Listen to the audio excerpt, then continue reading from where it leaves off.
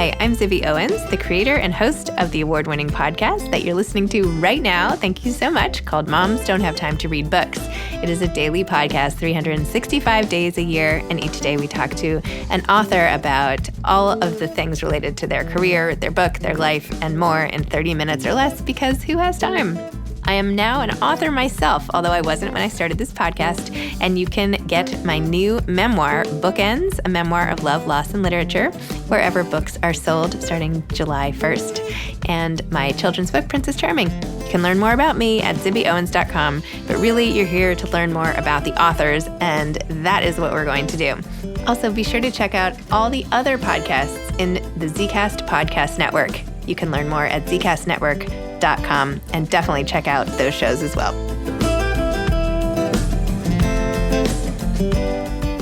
Syed Masood is the author of The Bad Muslim Discount, a novel. He grew up in Karachi, Pakistan.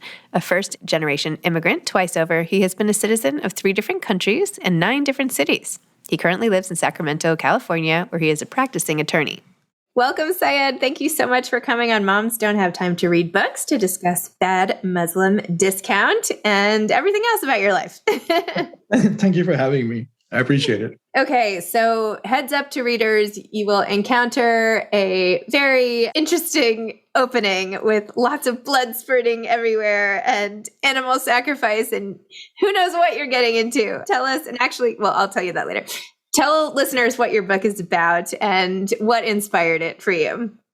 Sure. The Bad Muslim Discount, a story about 2 different young people. It starts when they're very young, when they're kids, and goes into their 30s, and their journeys from various parts of the Muslim world to the United States, basically the process of becoming American.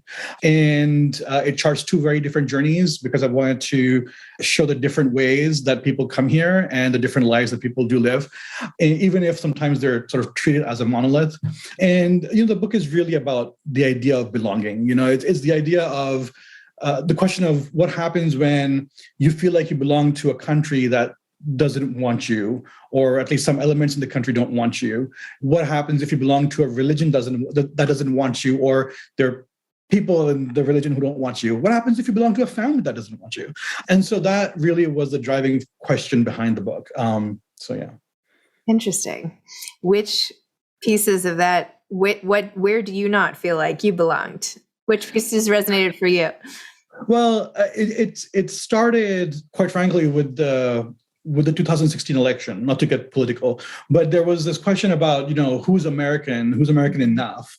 And, a lot of questions were raised about Muslims and the can Muslims be patriotic? And all these questions were being raised. And I had never sort of considered the fact that you couldn't be American. In fact, one of the stranger things about our world is wherever you are, you're a little bit American, because Americana is so pervasive, that I've always felt that it's sort of spread all over the world. And we've culturally, I don't want to use this word, but we've culturally colonized parts of the world, and so because of that, there's a part of everyone that recognizes certain things like McDonald's or Coke or Star Wars or what have you, they're everywhere.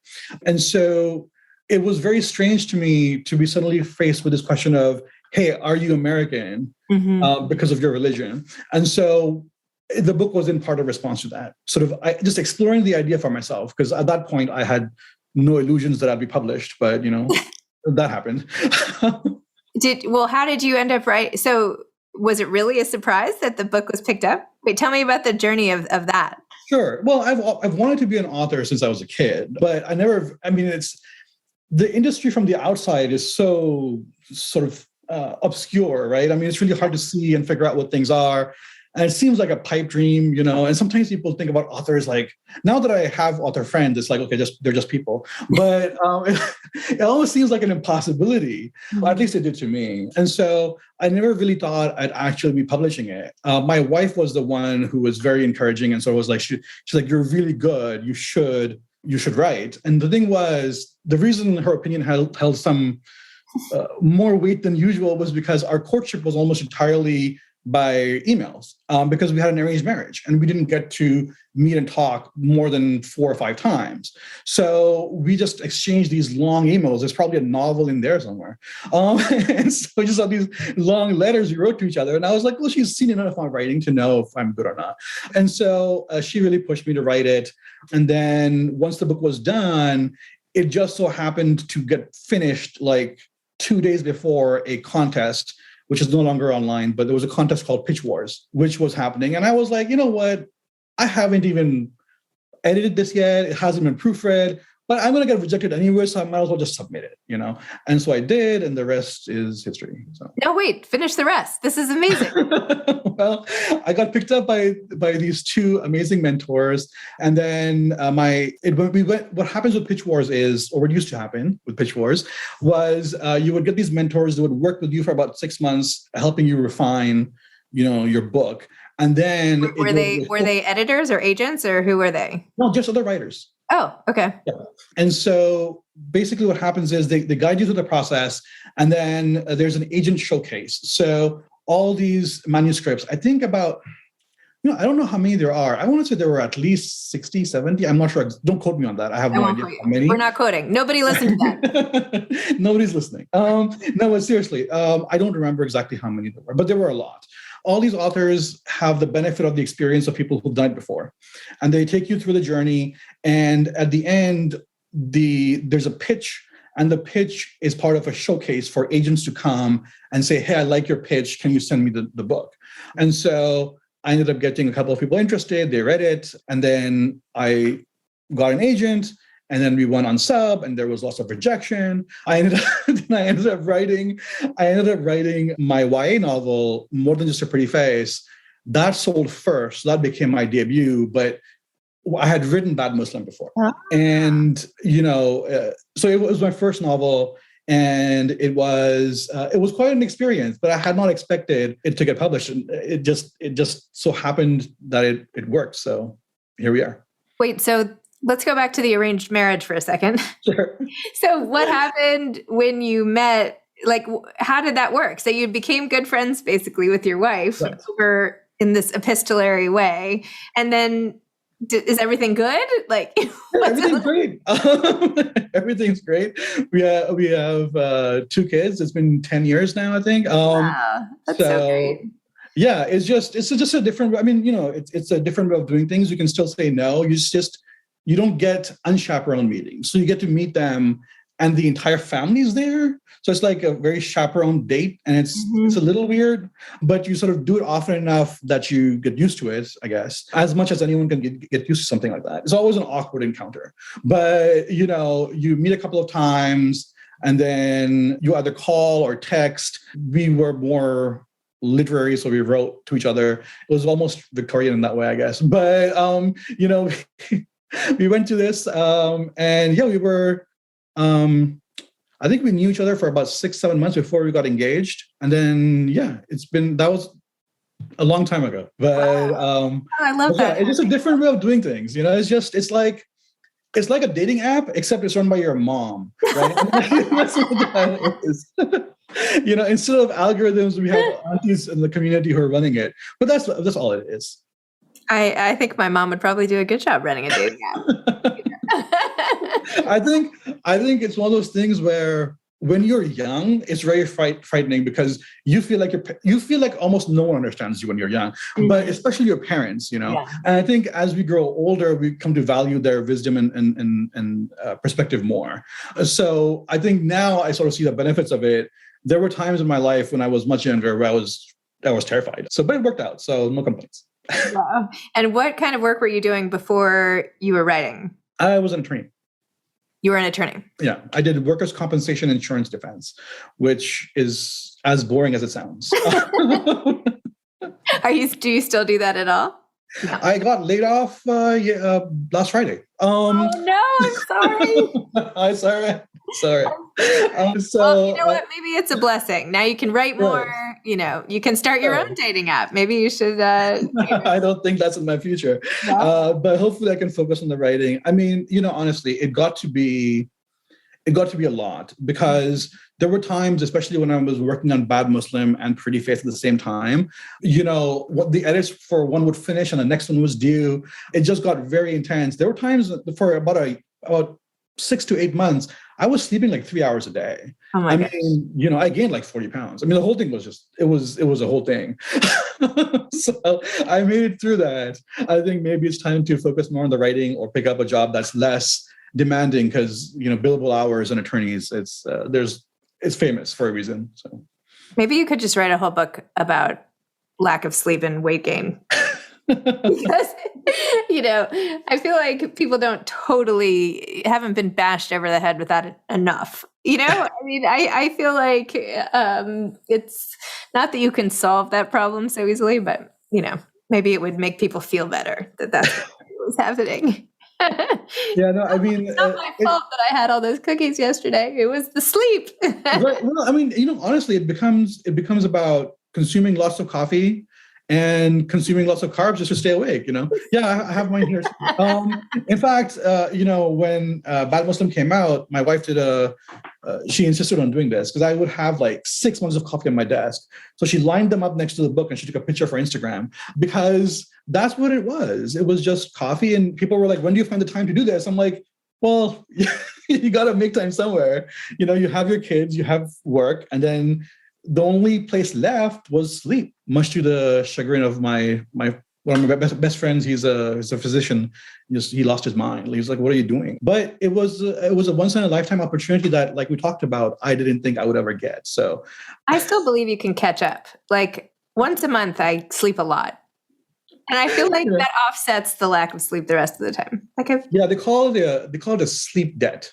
So that's what I've read some books about it because my friend made me.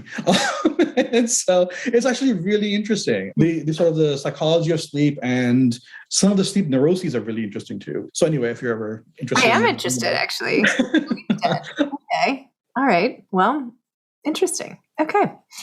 Well, we'll see if my theory holds up. So what books are you working on now? Oh, right now I'm kicking around some ideas. They're really in the infancy stages. My problem usually is finding the voice of the character. So I will keep revising the concept. I'm less interested in the concept usually than the character. And then the main thing is finding the voice of the character and then making the character likable enough that people will want to stick with them for 300 pages. So right now I'm trying to figure this character out, and I'm not there yet. So I've been pitching to my agents. I've been pitching to my editors. So we'll sort of see how it goes. But I throw a lot of stuff away. I do a lot of writing that doesn't see the light of day. So if Bad Muslim was 350 pages, there is 300 pages that never saw the light of day.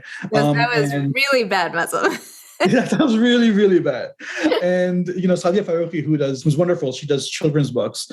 She says it's a very inefficient way of writing, and she's absolutely right. But it's the only thing that works for me. And so until I figure the voice out, I will keep writing the opening scene and I'll keep redoing it. So right now I'm working on this guy who's supposed to be a screenwriter, and I can't get his voice quite right. So now I'm like, okay, is he really a screenwriter? If he's a screenwriter, how successful is he?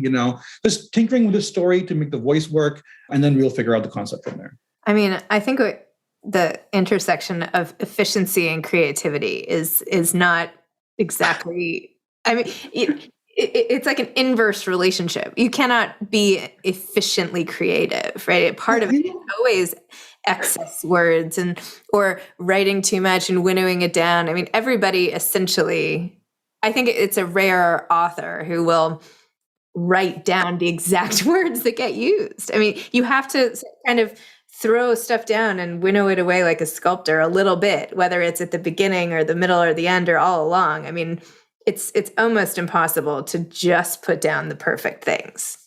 Right? Yeah, I mean, I do envy people though who use outlines, for example. There was a thing a while back where on Instagram or something, not that I'm on social media a lot, but someone was posting people were posting their outlines, and I was like, I should post a picture of a blank page because that's what I use. I just don't. And what that allows me to do is have characters like Ashraf Bhatti, who's a landlord in Bad Muslim. He was supposed to be a minor character with no real voice or real role. He was just there for comic relief for one scene, and then because I had no outline and no idea what was going to happen, he sort of took over and became a pretty significant character in the book.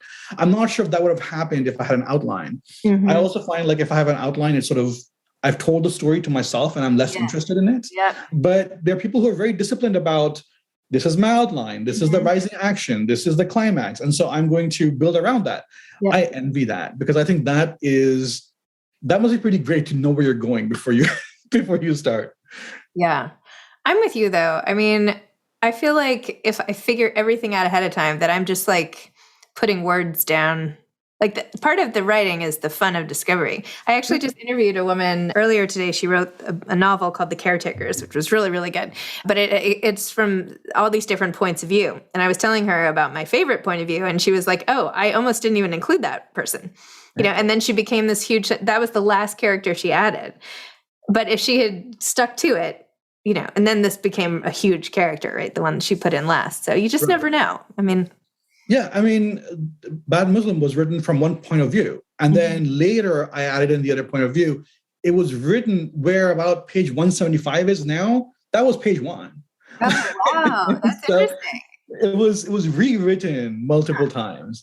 Yeah, it was one of those books that, I really wanted to make happen. And so I worked really hard on it. And it was one of those where we went for sub and then we got what's called an R&R for people who are in the industry. It's, revise and resubmit and all that kind of stuff. And what they wanted to do was I am kind of in the industry and I don't even know. I've never heard that before. So, okay, R&R. Now I know. And so the idea was, hey, you need a bigger canvas. They said, you're telling a big story. You want a bigger canvas. So go back further. And so I remember it was like these 3 months where I sort of went radio silent and I was just writing. And then eventually I got an email from my agent saying, what are you doing? And I'm like, I'm working on this thing. And she's like, can I see it, please? I was like, okay. And then she wrote back and she's like, oh, this is good. And I'm like, oh, awesome. This was a difficult novel because it was written and rewritten and then rewritten. And then once it was done, I was very proud of it. So that's great. Actually, what I referenced in the very beginning, or what I said I was going to talk about later, a friend of a friend's husband had like a very similar scene to the opening scene in your book, except he was trapped in a garage in New Jersey. Yeah, his dad put him in there and was like, you have to do this. Oh, wow. That's intense. I know. And it's forever changed the way I think of this person. Yeah. But ultimately, he couldn't do it. He didn't do it. Yeah. When I was in college, my dad, so just for anyone who's listening. I know. I was like, should I give this away? I mean, it's, it's the first scene. So it's I know, but you never know. Okay, go ahead. But what we're talking about is there's an animal sacrifice that happens on the Eid that happens after Hajj for Muslims. And the idea is to commemorate the sacrifice or the almost sacrifice of Abraham of his eldest son. And so Muslims sacrifice goats or cows or sometimes camels, and the meat is given away often to the needy. And it sort of it's a festival of sacrifice is literally the translation. And so when I was in college, I had done this before when I was young as a kid, but then like decades passed because we moved here, and it's you can't just go get a goat and sacrifice it here. It's not how this works.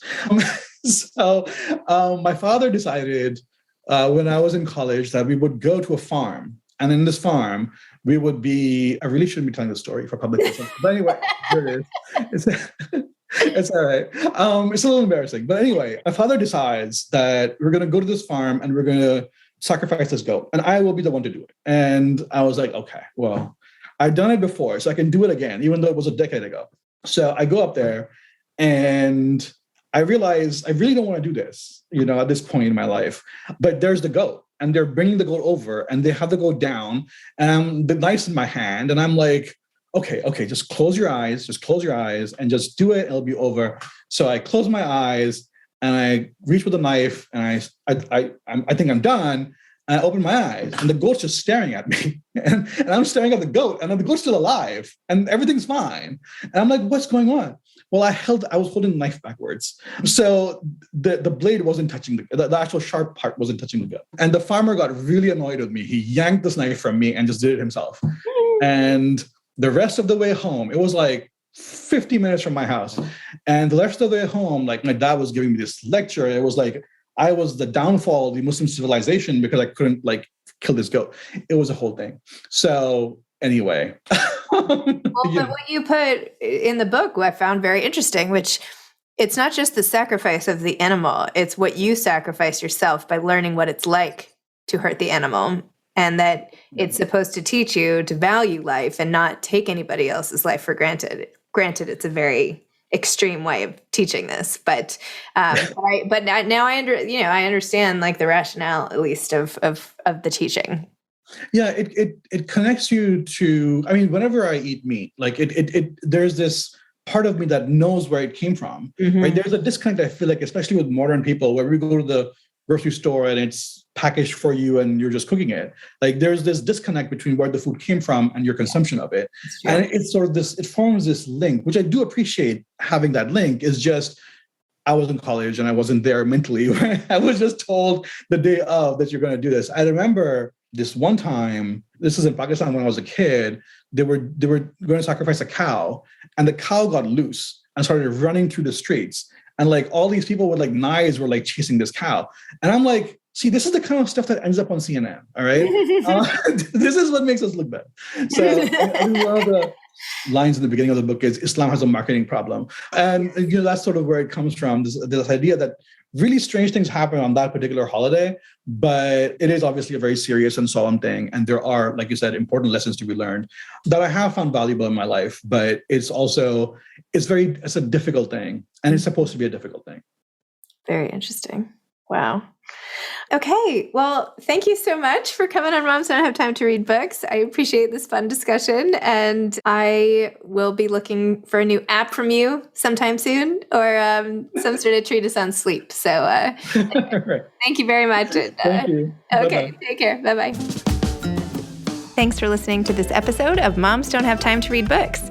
Don't forget to follow me on Instagram at Zibby Owens and at Moms Don't Have Time to Read Books. Also sign up for my newsletter at zibbyowens.com and sign up for my virtual book club and meet lots of authors on Zoom every other week. Thanks so much to Steve and Ryan at Texture Sound for the sound editing. And thank you to Morning Moon Productions for providing this fantastic intro and outro music.